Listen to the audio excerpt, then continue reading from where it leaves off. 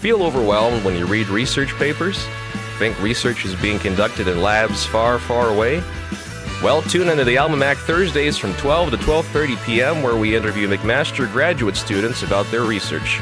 You learn about important research that's happening right on campus. Learn about what the guests did before research, how they got involved in academia, and what kind of impact their research can have on you. The Almanac is covering it all from Thursday 12 to 12:30 p.m. on 93.3 CFMU, redefining radio in your community. It is now 12:01 right here in Hamilton, and you are tuned in to CFMU, the Almanac. And today your host is Shawn Hercules, and yeah, I'm here quite often between Matt and Adam, the co-host for the Almanac, where we interview graduate students across the McMaster, various faculties, departments. We just want to hear about your research and share it with the community. And this afternoon, I have Tara with me. Good afternoon, Tara. Hello, Shawn. How are you? I'm quite well. Yourself? I'm pretty good. Grad school. When you say you're pretty good, it means that you have a million things to do, but you're just... And everything's burning around you, but you're smiling, putting on a face and just smiling on through. Yeah. Yep. But we enjoy it. That's why we're still here. Mm-hmm. Yep.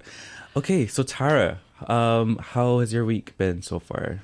My week has been good. I have been doing a lot of work. I have a study going, which we'll be talking about later, and that's kind of coming to...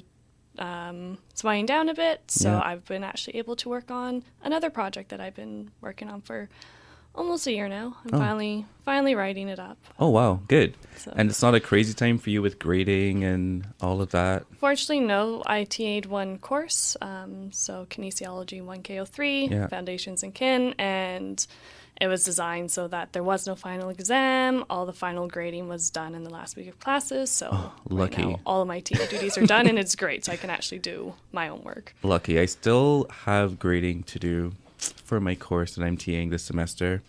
But I really love TAing. I love the experience. I don't love grading, though. No, I enjoy TAing too. This was my first year having a tutorial, and I really enjoyed engaging with kids and meeting with them instead of just being behind the scenes and marking. So it was really good. But yeah, marking, it takes time. Yeah, it's honestly the worst. Teach. I love to teach. Just let me teach the students, but I don't want to grade. Mm-hmm. It's time consuming. Mm-hmm. Okay, Tara, sorry. It's all good. So you were in the kinesiology department. Correct. Okay. So how did you get here from in the kinesiology department? Did you do your undergrad at McMaster? So actually, no. I have a little bit of a drifting story. So I actually did my undergrad at the University of Victoria in British Columbia. And there I got a combined major in biology and psychology. So it's kind of similar to the PMB program here. Half of my courses, though, were in the biology department, and they're very neurobio, sensory biology focused. And then the psychology courses were very human focused. So that's where I did my undergrad. When I finished, in my last year, I did a thesis project on something completely unrelated. Oh, wow. It was looking at how we process spatial cues, such as an arrow, and if looking at arrows influences how we view other objects that might have another directional cue, such as a handle that might be on the left side. What? Okay, can you explain that just a bit, and what persuaded you to do that, even though it was completely different to what you were expecting to do? So my supervisor was my stats professor, and I really enjoyed the course, and I really enjoyed him. The research was something new and different. Mm-hmm. He was cognitive psychology, which was something I am interested in. I'm not sure if I should explain more. Yeah, you can. The thesis project itself was, once again, you're presented with an arrow, and then you're presented with a mug kind of pointing left or right, and you either process the mug's handle as a thing in the left field, just kind of an object, or you process it as something I can grab in the left space, and that invokes the motor cortex of the brain. So my project was seeing, do we view it as kind of like a left thing in space, or do we view it as something you could grab with your left hand? And there'd be differences in your reaction time when you're doing that. Interesting. I feel like I would grab with my right hand because of my right-handedness. It depended where the mug was. Just my mental image right now of a mug is a left-handled Oh. mug. But it was either way, Right. and sometimes there was a congruent response and an incongruent response where you might be responding with a right-hand click to a left-handed thing. We had people respond with their left and right hand, Yeah. or we had them responding with their their dominant hand and their left and right index finger. Ooh. Because if you're viewing it as something you can grab, you would have a different reaction time when you were using the two separate hands versus the same hand. But if you're just viewing a handle as a thing in space protruding to the left or the right, then it doesn't matter if you respond with both hands or the same hand, you would have similar reaction times. Interesting. So they're very different from what I'm doing now. Yeah. But it was a good experience, a lot of learning, Right. huge learning curve. So what made you interested in McMaster? How did you move from UVic doing that project to the project that you're currently doing in kinesiology? It sounds very different to me. It is very different. So I've always been interested in kind of non-pharmacological or lifestyle interventions for ailments. So I initially wanted to look at how exercise can improve mental health, such as depression or anxiety. I'm personally also quite interested in music, but that's its own thing. But so kind of natural remedies for problems, but that has slightly shifted to how can we use exercise to benefit aging. So I took a year off and I was like, no, I still want to do research. So I looked up professors and I eventually came across Dr. Jennifer Heisz, who does a lot of benefits of exercise. So I contacted her and told her I was interested in doing a master's project with her, looking at the benefits of exercise on the aging population, hopefully one day with individuals with dementia. And then I came here. Oh, wow. That's cool. So you went from this full, very stats-heavy psychology kind of project to now exercise and how it impacts mental health, essentially, and aging. Yeah, cognitive functions. Yeah, mental thinking. Okay, so wow, I commend you for that. A lot of people, like most people, just stay in their their field from their undergrad, and then they move to that same field in the master's because it's because you find something that you're interested in and you just keep going with it, right? And not many people veer away from that path. Or even take a year off after school. Like a lot of people just jump straight into the grad school thing without fully thinking about what they're about to get themselves into. So how is that process going for you so far, though, between moving from undergrad into grad school, that transition? So that transition has been good. I was also quite fortunate that I had an agreement with Dr. Heisz that I would move out in April, or I moved out the May before I started the September. So I did have 4 months to get used to the lab, to get used to Hamilton, to find a place, and so on. So that helped with my transition. The transition was definitely still different. Undergrad, you're constantly going. And at least for the first year of my master's, it was kind of more of a 9-to-5 job that you're working, but if I didn't finish something that day, that I can go home and I can leave it at home and I'll pick it up tomorrow. And of course you have some deadlines, but most projects, they happen when they happen. Yeah. Still kind of the same, but my days are a little bit longer right now because I am running my own study. Yeah. So that takes up a decent amount of time on top of everything else you're trying to do, like for TA duties or right now this data set that I'm trying to analyze. So the transition was fine, though. Fortunately, I'm also from Calgary, so moving to Victoria was already my first time moving away from home. Okay, cool. So for me, it wasn't as shocking. Right. I also have family in London, so that's made it easier that I do have a network, which is very important. Yeah, for sure. Very important. So, okay, back to your research. Okay. Can you tell me a little bit now more about your study? How did you collect data for your study?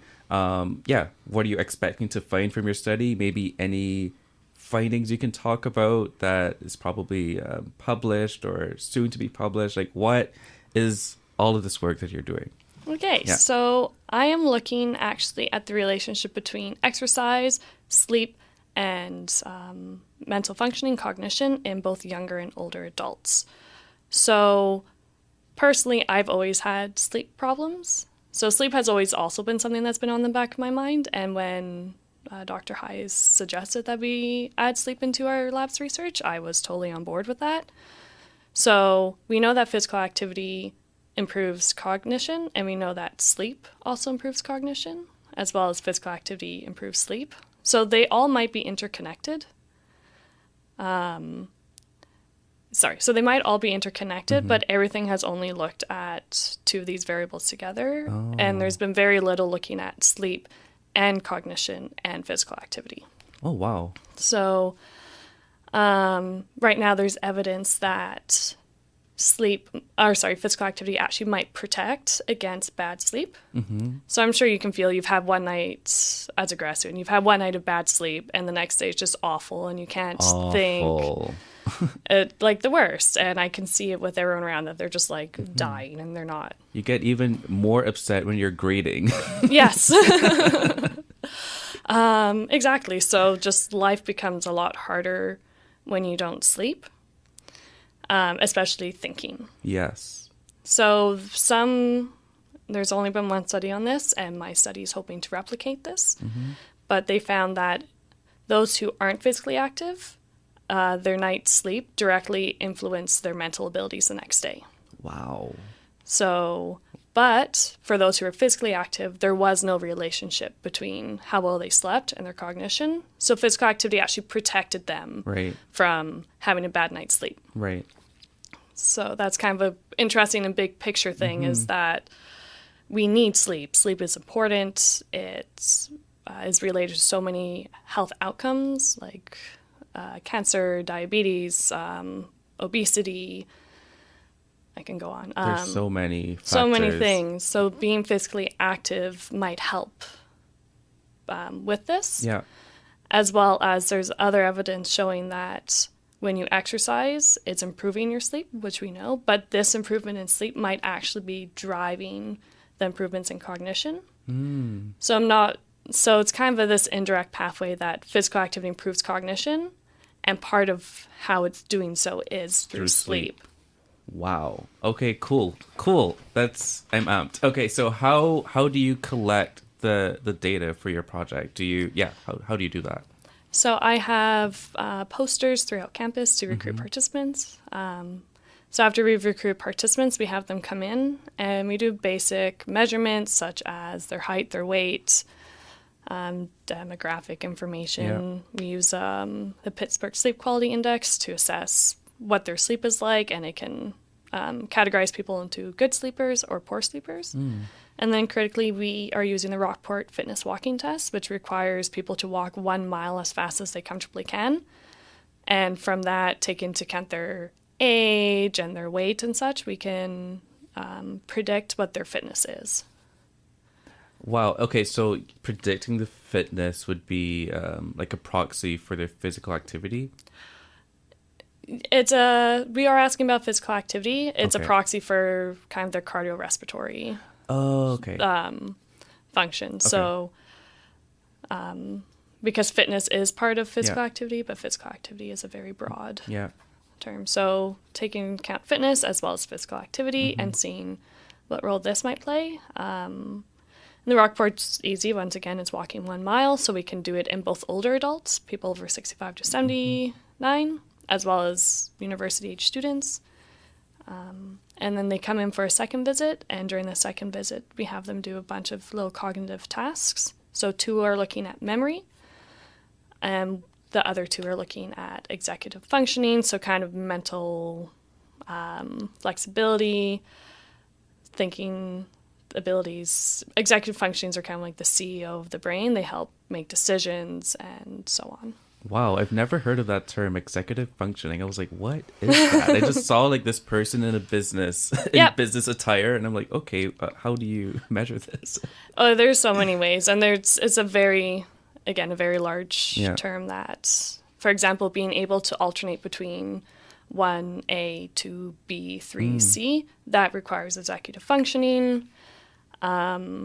Inhibition, so being able to suppress a response, is also Yeah. requires executive functioning. So a very common test is the Stroop task. So you've probably seen it before. It's when you have the word red and the color blue.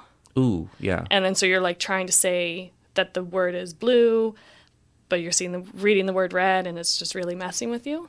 Oh, that's cool.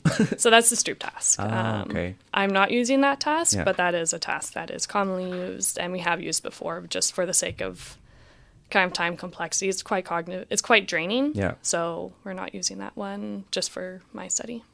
And are you still recruiting participants for your study? Yes, we are still looking for younger adults between the ages of 18 to 30, as well as Ooh, older. that's me.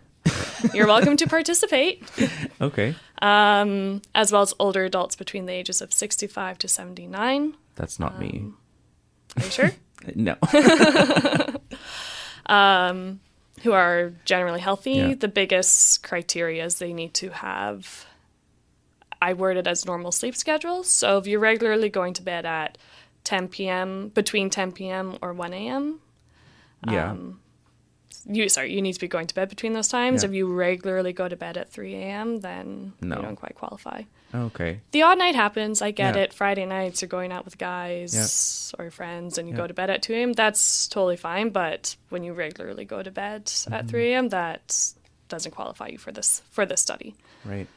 So even though the research of your undergrad was so different from what you're doing in your master's, like I can tell that some of the skills that you use for your undergrad project, you're using for your master's project, like the cognitive tests, seems very similar to what you did in your undergrad to a degree.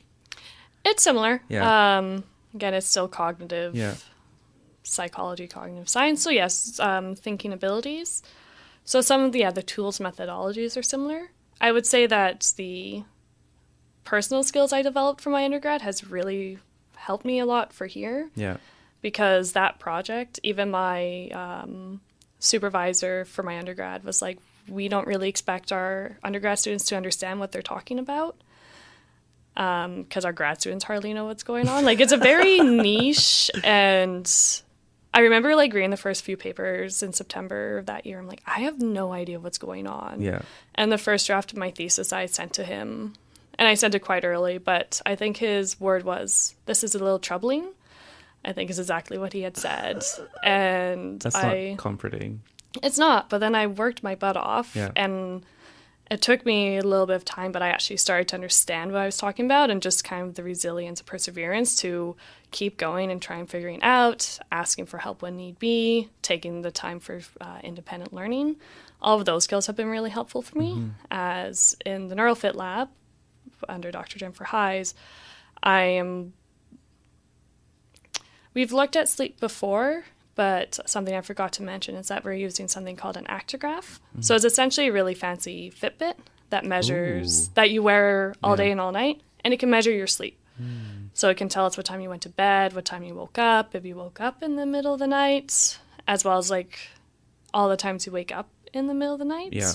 Because you don't actually sleep the whole 8 hours through. You wake up micro awakenings. So it can take into account that. And that's new to the lab.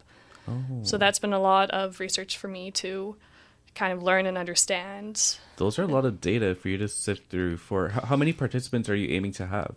86 total, 43 younger adults, 43 older adults. Wow. Yeah, this is more than a master's project. It's a lot. Fortunately, it's only cross-sectional. The dream is to do an intervention and actually exercise individuals and see if following exercise, is their sleep improving? And are these improvements in sleep causing improvements in memory or something? Yeah. So what are you expecting to find from your study, essentially? Overall, I'm expecting to find that sleep is protective. physical activity is protective against poor sleep. What I don't know, and this is one of the few novel things, is that how age is going to play a role. So the original paper that I talked about, finding these protective effects, the study was looking at older women. So this is hopefully a little bit more general, where I'm looking at younger and older. So I may be able to see, is this only in older adults, or is this in older and younger adults? Right. As well as that study only looked at executive functioning. So like I said, being able to go 1A to B. But we are also adding memory into this. So we're seeing if maybe, does this relationship also hold up in memory? Or is this very specific to executive functionings, which are in a different part of the brain? So maybe these benefits are kind of specific to certain regions in the brain.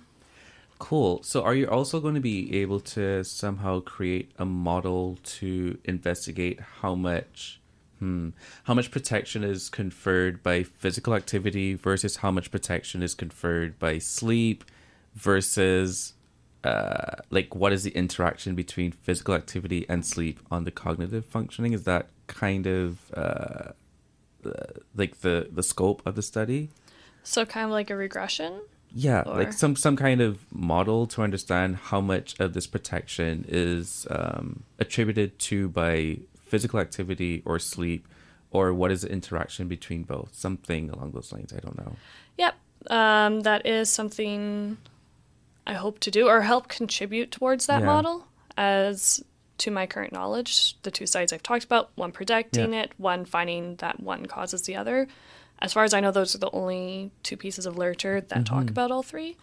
So I want to contribute to a larger model that might be like, yes, this much sleep and this much physical activity contribute to improvements in cognition and memory. But in the microscopic version of my study, maybe doing a regression to kind of find that, to find it on a smaller scale. But hopefully, big picture kind of finds... contribute to a larger model. Yeah, that's really, really cool. So are you planning to graduate from your master's, probably start a PhD or transfer from your master's into a PhD program? I am definitely going to complete my master's and I'm looking into doing a PhD. Right now, I'm still figuring out what I want to do, if I would want to do it here. I really love what I'm researching. There's also a little gap or a little hole I find in the research, that we know that exercise is really good, but how do we actually get people to exercise? Yeah, that is the biggest thing for me. I've been saying I need to go to the gym since I don't know. Like 2 years ago I would go to the gym religiously. That was the best form of physical activity for me. Either the gym or I would do the Shidok stairs. I've heard of those. I haven't found them, but I've heard of them. Or the Dundurn stairs. I would do those things, but then I don't know. I got a really bad cold once during that time, and I just haven't been able to resume. To get the habit to be started again. Nope. It's so hard to go from zero to working out. Years ago, I tore a ligament in my knee, and that stopped me from playing sports. Last year, I broke my ankle. I'm just an accident-prone person. Oh, no. So I tore my knee, and it took me probably 4 or 5 years before I started working out again, and then broke my ankle. And I've been able to do upper body, but honestly, it's been in the last 2 weeks that I've started doing lower body exercises again, because I've had a routine and haven't been wanting to get back. So it's really hard. It's really hard getting into the swing of it. Yeah, so that will be interesting to research, how to get people into the habit of exercising, or what do people want to do? Yeah, because I may not always want to go to the gym. You know, I might want to take the stairs, as I said, or something else. I don't know. That's a whole, as you said, a whole of research to be examined. But what actually drives you to come to campus every day to do your research? I do really love the research I'm doing. It's really interesting. I do love interacting with participants. We've had some very kind older adults who you just feel great when they leave. Some of the younger adults, too, have been really nice and pleasant. So just loving the interaction. I think, honestly, this is really cool and interesting things. I love sleep, as most people do, and I love exercising. So it's kind of combining some of my loves and research interests, as well as McMaster in general / McMaster Kin is just a wonderful environment. The Neurofit Lab is a very positive lab dynamic, and I enjoy my lab mates, as well as, again, MatKin as a whole. I love the people that I met. It's a very supportive bunch. Just before this, I went to a friend and was like, hey, how do you think I should do my tables here? It's a very positive, supporting bunch. So combination of the research, but also the people is what really drives me to come every day. Yeah, it's important to have something that grounds you to your research. So yeah, it's easy to feel so isolated and not driven to do anything, because research is a lot of time and it takes a lot of self-motivation. So and it can be hard, and sometimes you just need someone that you can vent to about. My watches sometimes don't work. Oh. So I feel bad for that one participant. It took over an hour. She had to actually leave, and I had to call her back to be like, the watches work. So that was a rough day. Or something else goes wrong. Some data gets deleted, and just like someone you can vent to, or maybe something's going on at home. Just like having friends in a network that's able to keep you uplifted and keep you ongoing. Yeah. And outside of your research, what are like fun things you like to do, like either in Hamilton, on campus? What else? Because we are multidimensional. Our like research. Yes, we love our research, but there's so many other parts to us that we enjoy doing. So, what do you love to do? Like, I personally really enjoy rock climbing. Oh. So not bouldering anymore, because that's how I broke my ankle. I will never boulder again. No. But I'll top rope, which is a little bit easier on the limbs. So. Not as often as I'd like, but at least once a month I try and go climbing. I usually go to Climbers Rock. Sometimes I go to Gravity if time allows, or if I have a climbing buddy. And then over the summers, my boyfriend and I and a few of our friends will go to Rattlesnake Point in Milton, and we'll climb outdoors there, which has been a great experience. Or when I go back home to Calgary, I'll go climbing with my friends. So that's one of my favorite hobbies. It's good exercise. Yeah. I also really enjoy skating. Unfortunately, McMaster doesn't have an ice rink on campus, so that's been a little heartbreaking. UVic, I think they had a midnight skate or something. Oh. Or skating at like 10 p.m. on Thursdays, which was just perfect. Great way to end the day. But there is a few rinks I've started to find around Hamilton. So yeah, I know of one downtown, like by the harborfront, kind of. Yeah, I think it's Pier 8. Yeah. I am terrified of skating because I'm from Barbados. And I was going to say, it's not known for your skating. We don't have ice. So when I first moved here, I tried, and I think on my third attempt to skate, I fell and I got a concussion, and I have not done it since then. Fair enough. I remember teaching a few of my friends in Victoria and who had never skated before, and trying to be like, oh, this is like seeing them kind of be shaky. Like, it's tough. Yeah. And it's a weird balance, and it's completely different. Yep. So. Well, I can't believe that we've run out of time. Yeah, but thank you so much for joining me on the Alma Mac, Tara, and all the best with your study and recruiting participants. I'll put your contact information in the show notes for the show so people can contact you to be a part of the study. Excellent. Thank you so much for having me. Yes, thanks. Have a great day. Thank you. You too. All right, it is now 12:30. It is now time for Get Lit right here on CFMU.